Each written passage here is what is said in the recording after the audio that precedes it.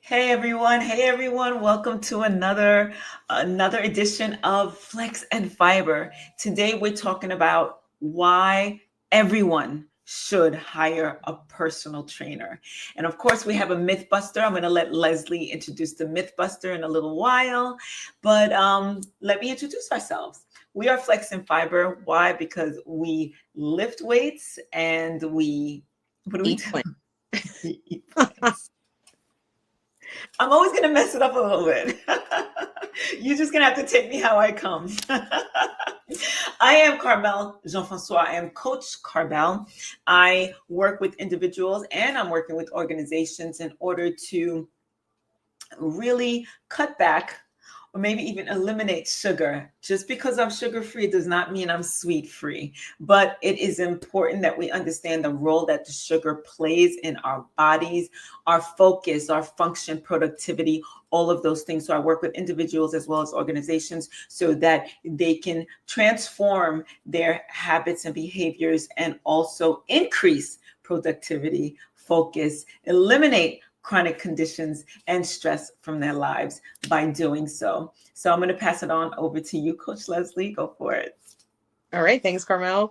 I'm Coach Leslie, and I also work with individuals. I work with athletes who are looking to complete a race or some sort of fitness event, and I help them with strength training and plant-based diet and lifestyle. I also am a marathon runner. I am a CrossFit athlete and a pro bikini bodybuilder. So I love everything fitness, nutrition, and helping you get across the finish line. That's right. I love it. I love it. So, as you know, we always kick off every episode with a myth buster. Go for it. All right, so this is one of my absolute favorites. Our myth buster today is I want to lift, but I don't want to get bulky. And that is one of those ones that I love because um, we hear that all the time. As trainers, we always hear women, we never really hear men say that. That would be funny if we did, though. But we always hear that because a lot of times women can be inexperienced in the weight room and they see these people or these women that look really like bulky and they're like, I don't want to look like that. But a lot of the times when you see a woman that looks so bulky that it makes you uncomfortable, she probably is on some sort of steroid or some sort of performance enhancing drug. If the woman is toned and just has muscles, that's a whole nother story. But it takes a long time to build muscle, to lose fat and build muscle, and to get quote unquote bulky. Growing up, I was considered bulky. Honestly, that was probably just my genetics, but I started in the weight room when I was like 14. So I was lifting weights from 14 to 18 in high school, and then 18 to now. I'm in my 30s now. And now muscles are so, loved and embraced. But it's one of those things that it does not happen overnight. Like you literally have to be dedicated for decades. Yeah.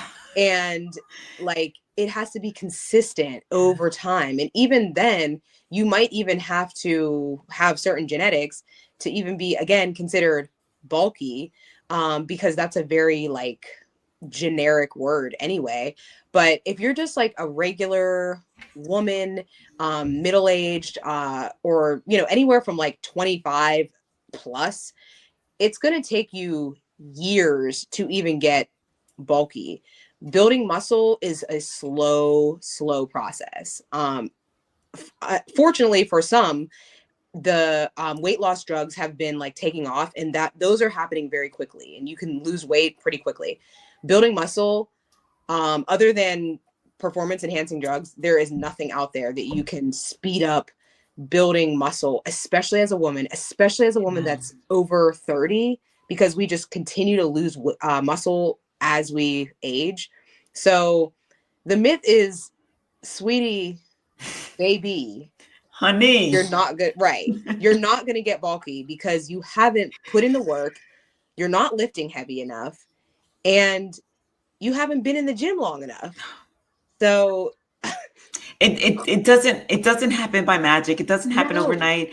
Leslie, I remember when I first started training, and I remember telling a few people, listen, if I ever start to look like those ladies, pull my card, check me, like I won't be offended. And it never happened. no, It's like 20 years in the making. It's never happened. And I don't lift light. For somebody my size, I lift pretty heavy. I can brag about the fact that I'm pretty strong. yeah, But look at my skinny arms, guys. And to Leslie's point, yes, some of these performance enhancing drugs, steroids, that's what'll do it to us. And that's when we start actually exhibiting features that people would say are man-like. But we're not doing any of that, and nor are you. I had a friend recently, she was just like, I want to start lifting weights, but I don't want to get bulky. First of all, she was overweight. So you're going to have to lose a considerable amount of fat before we can even talk about you bulking up. Like it doesn't even compute. And to your point, many women really don't understand what it takes to build and maintain muscle. yeah, Be- yeah, and and those GLP-1 drugs that help people lose weight, yeah, they help you lose weight, but you're losing muscle with it. yeah, So there's a problem, maybe even a whole other episode, Leslie, but that it's just not happening. We are physically incapable of building muscle like men. And I'm going to give you one reason why before we move on. We're baby machines. Our bodies are literally designed to hang on to fat. So we will never bulk up like a man because our hormones are different. Our bodies are literally made to birth a child. And in order to birth a child, raise a human being first in our belly, like we're actually making a human, and then birth it, we have to have a certain amount of fat in our body. And women, and that's why women are always kind of like, oh, why does my husband lose so much? Like we went on a diet at the same time and he lost 20 pounds and I lost 2. He's not a baby making machine. He's not. yeah, Yeah. yeah. So fortunately, ladies, the hope that you will not get bulky is pretty high. So you probably aren't going to get bulky, mainly just a lot of times because you're just not lifting heavy enough. Right. And the work consistently is not there. And Carmelle and I are both bodybuilders, and bodybuilding is a lot of diet. So like that's a whole nother topic, is the diet part. Yeah. So like you can be in the gym 100 times a week, and if your diet isn't right, like it doesn't matter. Like there's those people that you see on, social media, and they're like going to the gym or like back in the lab or whatever. And you're like, what are you doing? What do Because you their diet isn't there. So like that's a whole nother thing. Like we put on muscle and maintain muscle, and like we are able to do our bodybuilding stuff because of not only the gym but our diets. I mean, the diet is like the main part of it. Yeah. And a lot of people don't think about that. Like we also have heard women come to us like, hey, like I want to lose weight, but I don't want to run. Or I don't do crunches, or I do sit-ups or whatever. And they never talk about their diet ever. It's not even mentioned. And I'm like, okay, sure, we can do all of that. But what are you eating? Yeah. So there's so many factors that go into getting bulky, and like you simply going to the gym 2-3 times a week, it ain't happening. It's not happening. Yeah. And we also mentioned last week, well, I'm going to say in one of our previous episodes, we mentioned that especially when we hit that 30-year-old mark, like as soon as we hit 30, not as soon as we hit, maybe give or take a couple of years. The But day. in the day you turn 30, we start to actually lose muscle. So in order for us to build and maintain, it becomes a more challenging project in order for us to build muscle and maintain muscle, let alone bulk up and look like a man. So now at this point, we're contending with the natural aging process, to be quite honest with you. And in order for us to actually maintain that level, again, diet and consistency. And of course, how heavy we are lifting. So there's so many factors into it. So I promise you, ladies, for those of you who are concerned that when you go to a gym, you're going to bulk up and look like a man, I promise you that will not happen. Yeah. With that said, shall we move on? Yeah. Yeah. I hope that point clear. Yeah, no, it was, I feel like it was loud and clear. Okay, good. All right, so our topic for today is why everybody should have a trainer. And I came up with a couple of reasons why, a lot of reasons why. There's a lot of reasons why, and I've written them down. The first thing I'm going to say, Leslie, I'm going to let you take the reins on this one, because you pretty much, this is your everyday. This is your everyday life, you being a trainer. I not so much, although I do have a few clients that I'm training, and even I trained somebody this morning and she confirmed like half the things that I have written on this list. She confirmed it all. She's like, I'm so lucky to have you because I feel like I'm always doing the exercises wrong. And she doesn't know which way to stand to prevent injury. And so she's like, I have a soreness, so I don't want to exacerbate that soreness. So I want to say straight off the bat, and I'm going to pass the microphone over to you, Leslie, Leslie is a trainer and coach. I am a trainer and coach, and I still have my own coach and trainer. And so does Leslie. And again, it depends on the sport that we're doing. The first time I hired a coach was because, I got up, put on my sneakers every day, and I ran. And then in my living room, I would lift weights, but I had never done a bikini competition before. So I needed guidance in that direction. I hired a coach. When I run, I have a running coach, right? So we have coaches, we have trainers, people who know more than us and people to support us on our journey. Pretty much that's it. What say you, Leslie? Yeah, no, I agree. A lot of this is just from experience and from what I preach and tell people on a regular basis. I get a lot of people who I meet at, run clubs and I don't know, just events, parties, things like that. And they find out I'm a trainer and they always have this like list of questions. And I'm like, did you make this up just now? Or like, did you have it in your back pocket? Like, what is committed to memory? Yeah. It's just like, oh, like she's a trainer. Let me just like make small talk and like ask her all of the questions that I have ever had about strength training. So, but I get the same ones over and over. And a lot of times, again, especially women, they're kind of like, I don't know what to do in the gym. And a lot of my clients now and the members at our gym, they don't know what to do. So like, if you don't know what to do, that's one thing. It's like, I don't know what to do. So now as your trainer, I'm able to tell you what to do. And then also, like we said in the Mythbusters, a lot of people are not lifting heavy enough because they're afraid of, getting hurt, or they're afraid of getting bulky or whatever. And a lot of women don't realize how strong they are until you have somebody teaching you how to do it the correct way. So now you feel comfortable and confident. And I'm looking at it, monitoring you like, okay, this looks great. Let's move up.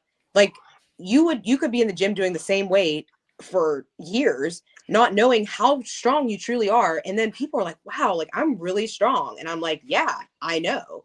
And for me as a trainer, our first sessions, I can tell how strong you are, like immediately. I can tell how you move. I can tell how strong you typically are just by like a couple little things. So for me, I'm like, oh, great. You are really strong in X, or your hips are really tight and you need to do that, because sometimes it's just a weakness, or it's imbalance that you have no idea about. But again, a trainer has the eye to see those things. And it's like, oh, you thought you couldn't squat below parallel? Your hips are just tight. Right. And it's like mind blowing, like opening up. And now you can squat below parallel with weight, like, and you had no idea. So it's a knowledge thing. It's also a limiting belief thing. So sometimes people they just don't know. Yeah. And they're just like, oh, I could never do that. Right. Until you are like, oh, we're doing this today. And they're like, what? I'm doing pull-ups today? Yep, you sure are. And they do it. They have no idea because they never thought that they could. And then my last thing that I see over and over again is just accountability. A lot of times, so say I have a couple clients who I feel like do know what to do, but they know they're not going to do it on their own. Yeah. I have a client that I see twice a week, and she was a Division I athlete. So, you know, she knows her way around the gym. She's strong, and she brought in some dumbbells, these 12 and a half pound dumbbells that like we love at the gym because a lot of the women don't like to jump from 10 to 15. And we used them this morning, and she's like, hi weights, like I missed you guys. And she was like, I've had these for so long. And she was like, I've used them here with you more than I have in the last decade at my house. They were at her house, and she said she's actually moved the weights in different homes. Like she's moved and they've moved with her, and she doesn't hardly ever use them. So that's another case that I see all the time of like, I know what to do, but I know that I'm not going to do it by myself. Yeah. And just me, like, we've been working together now for over a year, and we are like, you know, it's great. She's gotten so much stronger. When she came to me, she was just out of PT, graduated from PT, like could barely run like 3 miles. Now she's up to like 10 miles with no pain. And that's one of those things where like you had no idea really like what to do in that case. And like you need somebody who specializes it, because like you said, me and you both have a bodybuilding coach. Me and you both have a running coach. I have a CrossFit coach.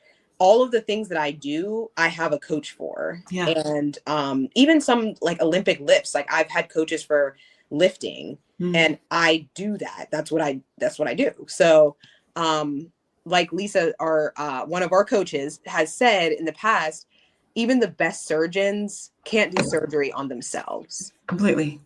So completely. Totally. And it's funny, even if so based just to kind of like jump on that, piggyback on what you just last said, even when I'm working out by myself till this day, I'll work out in front of a mirror and I'll be like, Carmelle, you're sitting in that squat completely wrong. Or why are your knees doing that? What's going on there? It's like, oh, okay, I got a little extra tightness and now it's affecting my squat. And if I continue to do that, it's going to affect my knee, etc. You know, like it just goes into that. So why should everyone have a trainer? Because of those things, because of the things that you're not seeing, whether you're looking in a mirror or not. And that coach could tell you you're going to hurt yourself. You're going to injure yourself. You're not doing it right. Or you're building a bad habit of doing this the wrong way. And eventually it might be an injury, or it might just limit you from doing what you really can do, from you reaching your potential.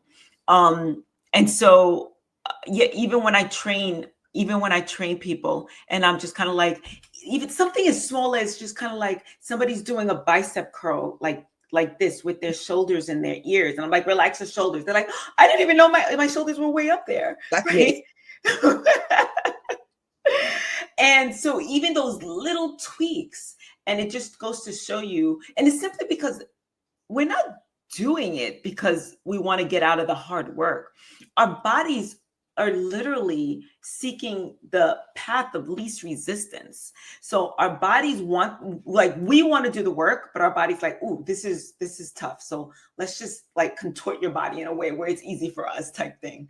And that's what ends up happening. So unless you're completely mindful and you know exactly the way the move is supposed to be executed, then you won't know. And even when you do know, you need somebody there, a spotter, support. That's how come so many people go to the gym with a partner, and you'll see one person spotting another person for safety, for making sure that, they get motivated, right? You ever hear two dudes at the gym like, oh, you got this, you got this. And that's because we're not going to do it on our own. So if something hurts too much, Leslie, and I'm not in the mood that day, not to say that I cannot accomplish it, but it hurts too much today. I'm just not doing it. If Leslie's with me, either I'm going to want to show up and show out, right? I'm going to be like, no, okay, Leslie's doing, what's she doing? 60? I got to at least do 50. Come on, right?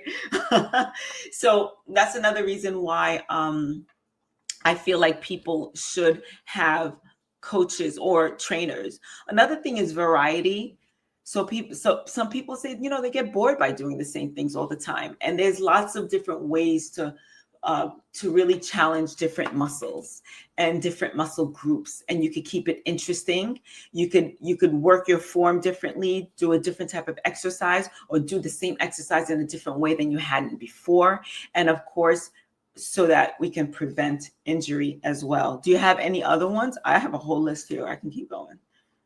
I mean, I probably do. I just kind of. I can keep going and just interrupt. Yeah. No. Yeah. Okay. So I have that. Just like what you were saying, Leslie, some people just don't know where and how to start. Like, what do I do first? Yeah. And if you don't know where to start, you're literally going to grab like an 8-pound set of dumbbells and do some squats and be like, okay, I'm done. I think I broke a sweat, and having a coach or a trainer gives you strategy. Right. What, like the different types of muscles you should hit on different types of days, and what to leave alone, and are you sore, and maybe it's time for a rest day. Mm-hmm. And that oftentimes takes the knowledge of an expert along with you, the expert of your own body. Right. Like for you to be able to say, this is what I'm feeling, and for your expert to say, that feeling means caution. Mm-hmm. So tomorrow is your rest day, and we'll reconvene in 3 days or something like that. And I was going to add to that. That's again another thing we see all the time with our athletes is, when we do our intro and our on-ramp program, we will have them we'll set up like multiple weights, and we'll have them pick it up and do X amount of reps. And then we're like, okay, how many more could you have done?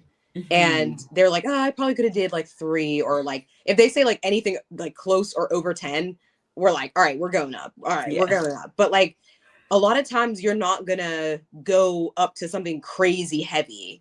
And it's like, oh, I am strong. I could have done more. Asking questions is huge. And asking, where do you feel this? Because sometimes people were like, yeah, I feel this in my, whatever, but they don't know that they should be feeling it somewhere else. And just like I was, we've done bodybuilding. There's people that, are super flexible or like cannot activate their glutes, like just, naturally. So if they're just like going into squats and they're not able to activate their glutes, basically the squat is going to just the path of least resistance, go wherever else, either the quads or their back or, whatever. And sometimes we need to do things to prep our bodies to activate that. So like, all right, we're now doing banded work before to fire those glutes so that they're on instead of like they're off, and we're doing these squats and it's a disaster. And then we're feeling it in our calves the next day instead of, but it happens, and people don't know that, like, I like to call it a dead ass. And like, people don't know that they should be doing all these things because they just don't know. And some people have really bad body awareness. So you said that comment about body awareness, but some people just don't know. And you're like, okay, so you don't feel that? Okay, It's wild. Well, and I went through that for a long time because I was in a serious car accident 19 years ago, and I broke my hip, and because of that, the way it healed, like it's just I have a bone. My hip bone kind of healed in a way where it calcified, and I can't sit down in a complete squat. And so forever, I just kind of concluded that I'll never have an ass because I can't sit down in a proper squat. No, Carmel. No, miss, honey, sweetie. You just have to hit it differently. And until I started bodybuilding, that's when I really started. And I hit it fine, right? I was just like, okay, I did what I was supposed to do. And I'm like, I'm okay with the little that I do have. And I didn't realize that I can actually maximize my efforts by hitting it in different ways with different types of machines. Yeah. Right. And it took somebody that was knowledgeable in machines, which I wasn't. I was a dumbbell girl. I'm like, give me a set of dumbbells, I'll work every part of my body. And then that's when I started realizing that with the glute activation exercises, really turning on the muscle before the actual work, letting the muscles know that we're about to get down. Yeah. And that's when it really started changing for me.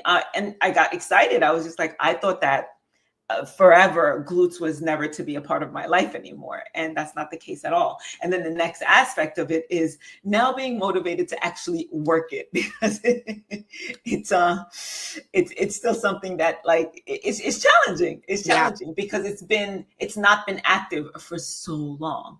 Mm-hmm. Yeah. So good. Yeah. So that was good. The investment. People say that they want to work out. Oh, I started working out, and people leave it alone.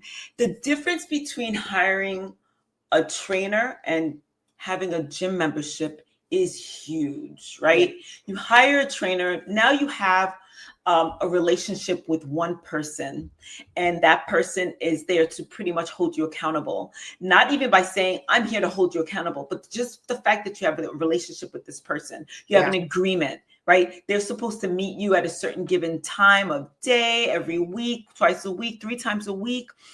Now, unfortunately, we usually keep appointments with other people and not necessarily ourselves. Mm-hmm. So it's unfortunate that I'll say, I'm going to the gym every Monday, Wednesday, and Friday. And Wednesday morning I wake up and I'm just not feeling it. I don't go. But Wednesday morning I wake up and I'm supposed to go meet my trainer at the gym. I'm more than likely I'm going to get out of bed because I'm starting to care what she thinks about me, right? Yeah. And we made an appointment and I've invested my money. Yeah. I'm not going to let that go to waste. So all of those things combined, whereas a membership, nobody's going to slap you in the back of the hand if you don't go. They don't care. As long as your bank account is still able to debit funds from, if they're still able to get it, they're fine with whether or not you come once every day or once every 3 months. They're okay. I think we've all paid for a gym membership for months, maybe longer, and we hadn't gone. I mean, seriously, like, it's just like, why are we even wasting our time? But like the fact that we have it, we can be like, oh, well, I have this. And then you do randomly go typically. But yeah, there's not enough incentive in that. And no one is holding you accountable. Yeah. It's just like, whatever. And a lot of times people, that's what I tell them to start with. Like, they don't necessarily need to invest in a trainer forever, for life. But I mean, it's great, but everybody doesn't have the means to do that. So I always say, just do like a package and get you up to speed to know the basics and all of the major lifts. This is how it should feel. This is how it should look. And this is how strong you are. Get your numbers written down. And then if you feel confident enough and have the means or whatever to do it on your own, great. Again, that's usually not the case. When people quit the gym, like, they just usually quit the gym altogether. Like, it's not like they're like hopping and cheating. Oh, I'm going to this gym. Like, you're just not going to the gym. Right. And that's the thing. It's like, so you just stopped. Yeah. Yeah. You just stop. Somebody else is getting your money, you stopped, or you're going so infrequently that it's not making a dent in your overall health anyway. Yeah. Not your gains, not your Yeah. health, anything. So it's kind of like, what are we doing? And Yeah. And that's like one of the main, the first things that go. So, during COVID, it was like the gym was just like, okay, it's cut. And anytime people are like, oh, I'm trying to like save up for XYZ, the gym's always the first thing to go. But it's like, that's just like you saying, oh, I'm just going to stop eating healthy because it's cheaper to eat fast food. yeah, Like literally, that's what I hear. yeah. There's like a TikTok trend going on now, and it's like, um, it's couples of like, what do you hear when I say XYZ? And like that's what I hear whenever they say, and I'm like, okay, that doesn't make sense to me, but it's one of those things where like I just can't afford it anymore. And I'm like, but this is your health, like this is your livelihood, this is not a non-negotiable. So Yeah, so I was speaking to somebody the other day, and I was just like, "How's your health?" And mhm, she was like, "I got it." Now she has several chronic conditions, and she is under this illusion that she's okay. And I just find that interesting when people kind of play Russian roulette with their mhm, health like that, because nobody's promised tomorrow. I'm not yeah, even promised tomorrow, and I know that I'm in pretty good shape. Could I use some improvement? I'm sure everybody can, right? But when people are so disillusioned and they're just kind of like, no, no, I got this. I'm just gonna let go of this membership, not to mhm, be in anybody's pockets, and yeah, not to pretend like I know anything about anybody's stresses and what they're going through with life. But oftentimes we have to really take a deep look and say, can we really afford to lose that gym membership or mhm, not hire that trainer? Is that really in our budget? And most times it's not, because all it takes is like one car accident for somebody to be completely bankrupt. mhm, And that's financial, that's finances. And let alone if that car accident made you bankrupt, that means there's a lot of other stuff going on in your body at this point yeah, exactly, that needs long-term, not only medical attention, but preventive and strengthening. So we got to get our strength back up, our mobility, agility back up. The yeah, nutrition has to be on point. Now more than ever, it's important. right, And people really don't make that connection. And yeah, it's so unfortunate that they don't, yeah, because when they get sick, they think, oh, well, it ran in my family anyway. And it's like, no. yeah, Yeah. yeah, Yeah. Um, so I do. Well, that's one of the things on this list: special conditions and illness and injury. mhm, We can't be. We cannot afford to play with our lives when it comes yeah, to injuries and illnesses. yeah, This is when it is. Everybody should be met. Like everybody has a doctor. Everybody who has medical insurance pretty much has their primary care physician. Pretty much everybody has their dentist. Things like that. Everybody should have. Everybody should have a personal trainer. yeah, Even if it's not like a membership, just have somebody on call. Like, I'm going to yeah, need you for the next couple of weeks. You got me? All right, let's do yeah. it. Seriously. And that's the thing, like that's what I tell people all the time. Somebody I met in a run club a few years ago, and she was just like, yeah, I don't know what to do in the gym. Like I've like plateaued. I'm staying at the same weights, but I'm afraid to go up because I feel like I'm gonna get hurt and blah blah blah. And she was like, Mm, what do you think I should do? And I was like, get a trainer. Get a trainer. Even if it's just temporary. Get a trainer, like tell them exactly what you need and want from them, and pay them for those services. And if you are like, okay, I think I'm good, I think I can do this on my own, great. But now you can move up. Now you're not plateauing anymore. Now you're lifting more weights and your runs are stronger because she's a runner. But she said that she like thought that she had rhabdo after her marathon, and she was like, my legs were swelling and my like and she's in her 20s. And that's I not was normal. like, yeah. And she's fit, like she's a fit girl. She ran a good solid marathon, but it's like one of those things where you can't take it lightly. and you have to really invest in your health. Yeah, you have to invest in your health. You have to invest in your goals too. If this is something Mhm. that you want to do, get it done, but get it done Yeah. right. Yeah. Otherwise, you'll hurt yourself. I see those horrifying videos of people at the gym hurting themselves, and that's when they don't have the supervision. That's what training gets you, Mhm. and they don't have the knowledge on how to execute a move correctly or how to use a machine in the correct way. Right. And for those of you who are out there, be like, I don't need a trainer, no matter what Carmelle and Leslie says, that's fine too. Just make sure that you're educated in the way that these Yeah. moves are supposed to be done. You don't want to end up in the emergency room because you were silly not to ask those questions. Yeah. I look at it like a therapist. I think that everybody needs therapy. Even if you don't feel like you need therapy, you You probably probably need need therapy more. it. But it's one of those things where it's an investment in your health. Yeah. It's your mental health, but it's an investment in your health. Like there's those people that are like, I don't believe in therapy. And I'm like, okay, but sometimes it's just like the right therapist. Like there's no, like every therapist is different, because we are all different. Yeah. So what therapist might be great for me might not work out for Coach Carmel. So it's one of those things where you do need to find your Person. therapist, but it's the same thing. You need to find your trainer too, because trainers are not all built the same.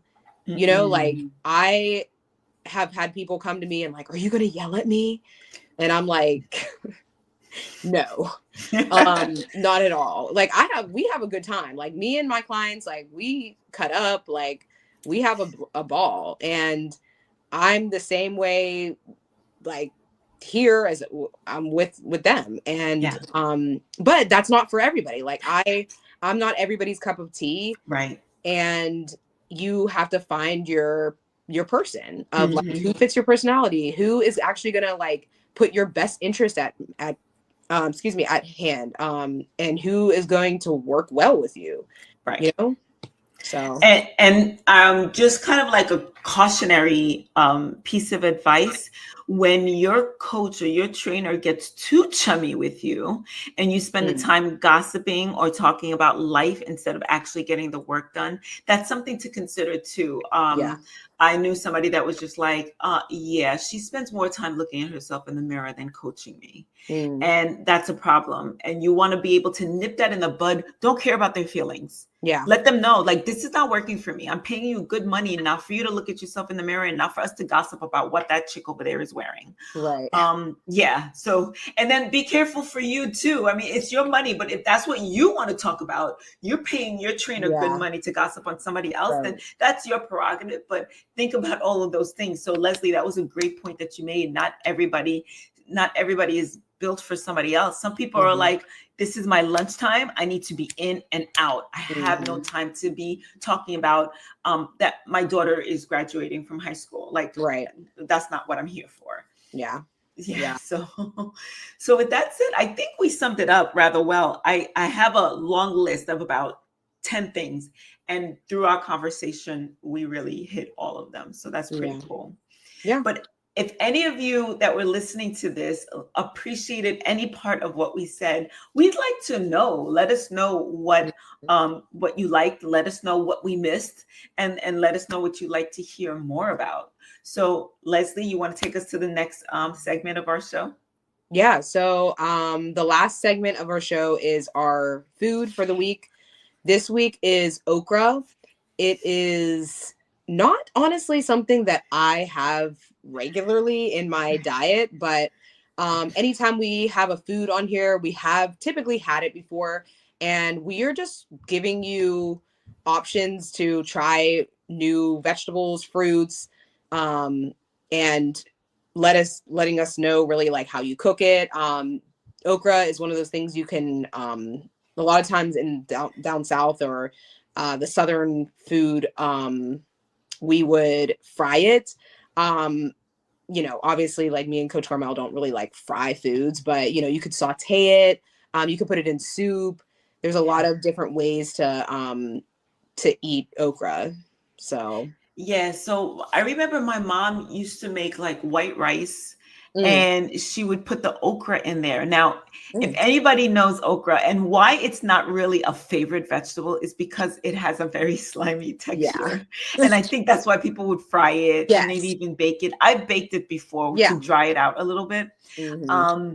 But my mother would cook it with the rice, and it actually lubricated the rice in a really nice way, because Mm. sometimes rice That's can good. be dry. Yeah. So it had a really nice texture Hmm. and fluidity to it, if that's even the right word that I'm using. But it tasted nice. So we got the crunch from the okra, and we also, the slime kind of gave it like, we didn't need gravy with it, right? We didn't need anything to lubricate, lack of a better word, the rice. So I remember having it like that and really enjoying it. I Hmm. didn't just tolerate it, I actually really liked it. And okra is, again, it's not a favorite food, but I like okra.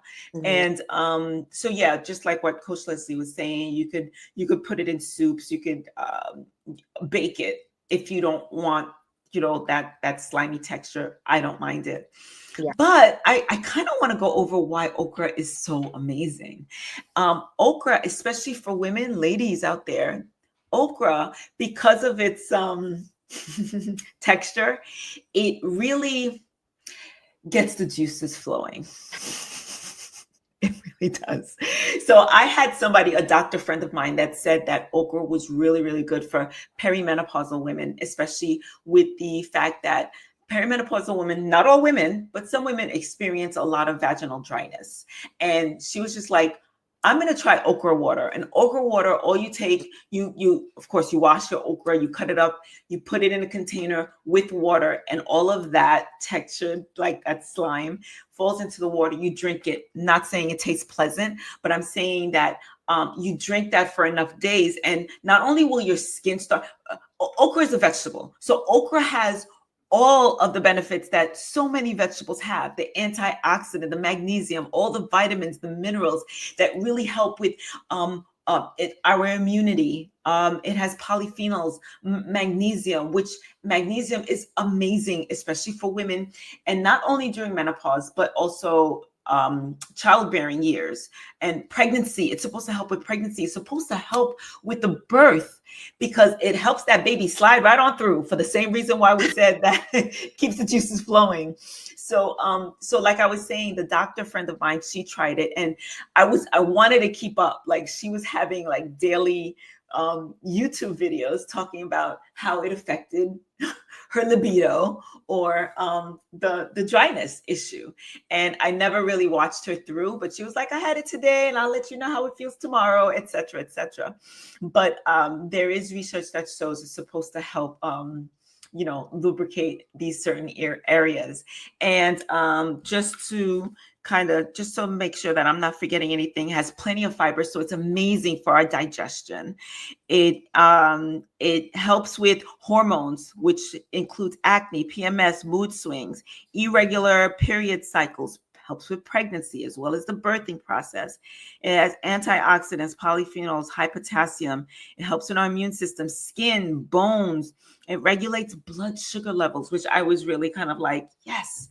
But again, that's most plant foods. So Yeah. when we talk about plants, you're going to hear us kind of pretty much say the same thing. They're going to be like, another one? Yes, because it's plants.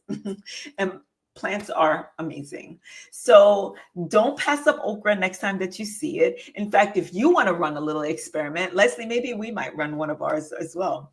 If you want to run your little experiment and let us know how okra served you, or okra water has served you in the bedroom or out, whatever, let us know.